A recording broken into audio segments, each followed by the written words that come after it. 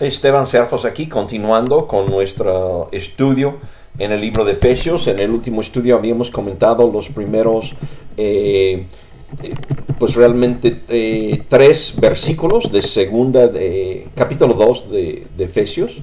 Quiero leer desde el versículo 1 para luego tomar el comentario a partir del versículo 4. Efesios capítulo 2, Pablo escribiendo a esta amada iglesia de él, de él, porque él había ido a levantar la iglesia, mandaba gente a estar vigilando, cuidando la iglesia, y ha hecho una oración y dice: mi oración es que comprendan quién es Dios, qué ha hecho por ustedes, cuál es la posición de ustedes. Y volvemos a tomar la lectura en Efesios capítulo 2 para comentarlo. Dice Efesios 2:1: en otro tiempo ustedes estaban muertos en sus transgresiones y pecados, en los cuales andaban conforme a los poderes de este mundo.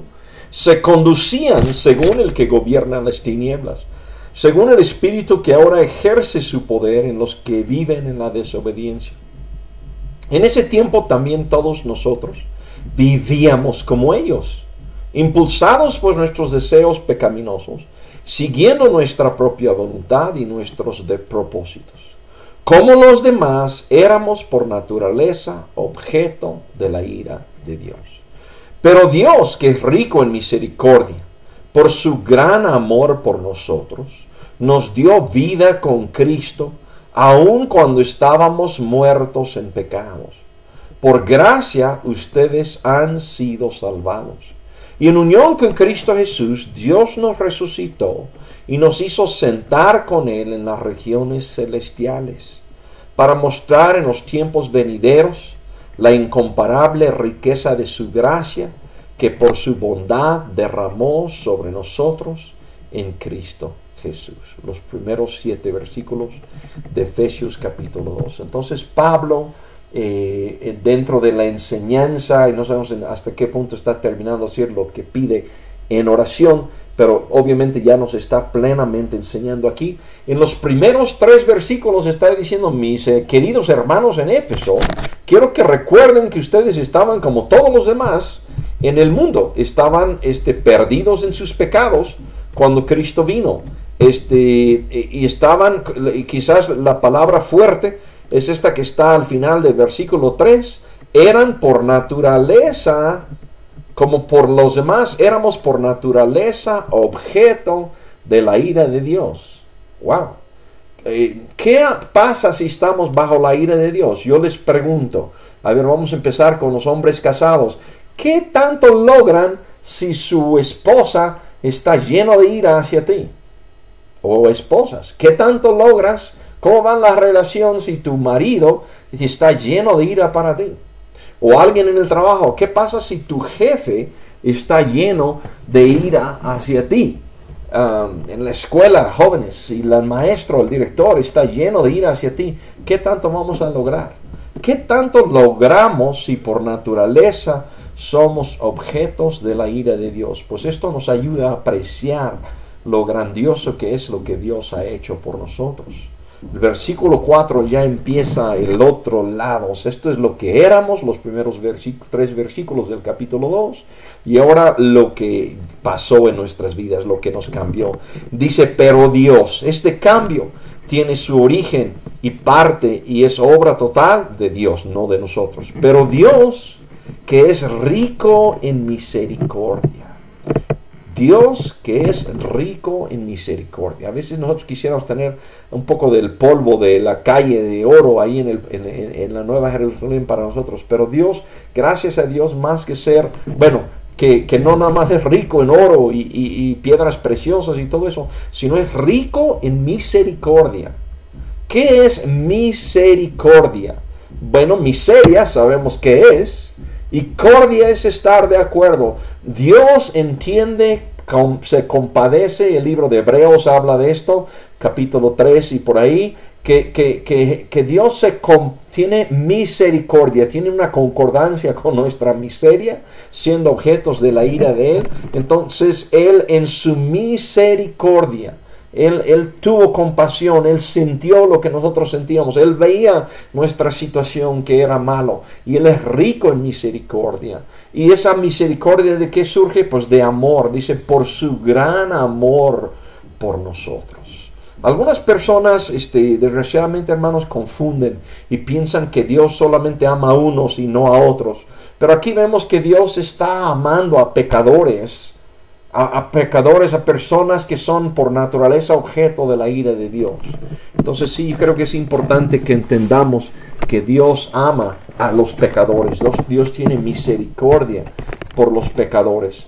Pero por su gran amor por nosotros, ¿qué dice? Nos dio vida con Cristo.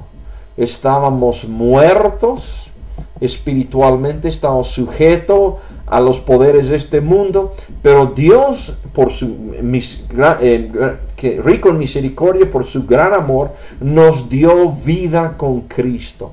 ¿Cuándo? O sea, nos dio vida con Cristo. Estábamos muertos, nos dio vida con Cristo. A través de Cristo, pero con Cristo. Cristo vive en nosotros. Juntos participamos, vemos en otras partes de la palabra, y lo ha mencionado aquí, el poder que levantó a Jesús de los muertos. Participamos de ese poder. Entonces nos da vida con Cristo, el mismo poder. Hay una unión en que el poder de Dios levantó a Jesús de los muertos, nos da vida a nosotros. Entonces nos da vida con Cristo.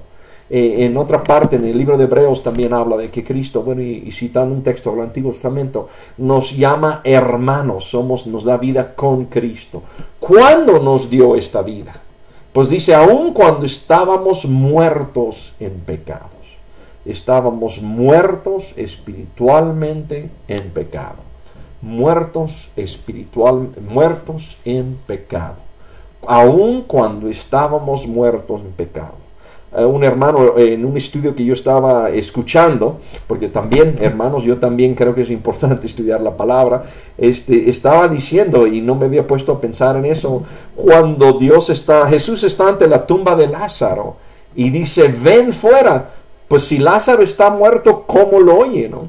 Entonces primero le tuvo que dar como que algo ahí para que pudiera escuchar, pues Dios me está llamando fuera. Bueno, pero son cosas que Dios obra y Él sabe todos los cómo. Simplemente aquí para nosotros, aun cuando estábamos muertos en pecados. Y aclara, y en la Nueva Versión Internacional lo tienen entre puntos de exclamación, por gracia ustedes han sido salvados. Es la gracia que es un favor inmerecido de parte de Dios. Es una gracia, es algo que Dios quiso hacer.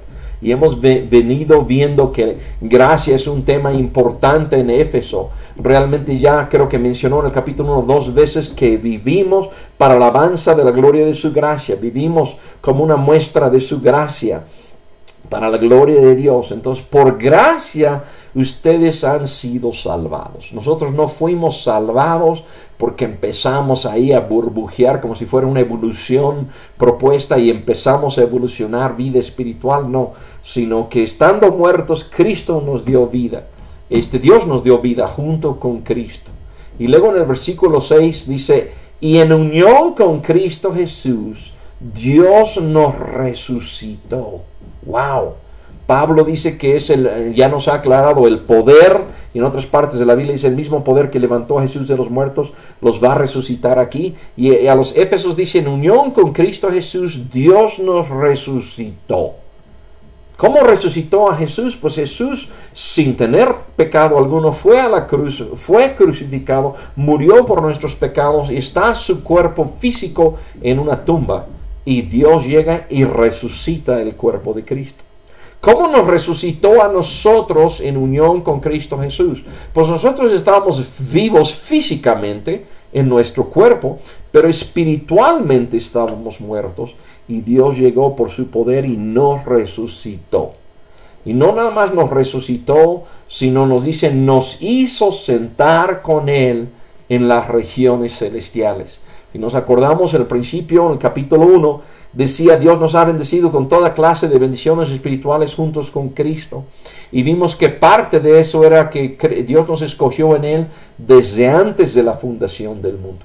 Pero aquí vemos también que Él nos hizo sentar con Él en las regiones celestiales. Aquí somos su cuerpo, que son como cabeza de todas las cosas, pero realmente estamos sentados con Él en regiones celestiales. Que Dios les bendiga.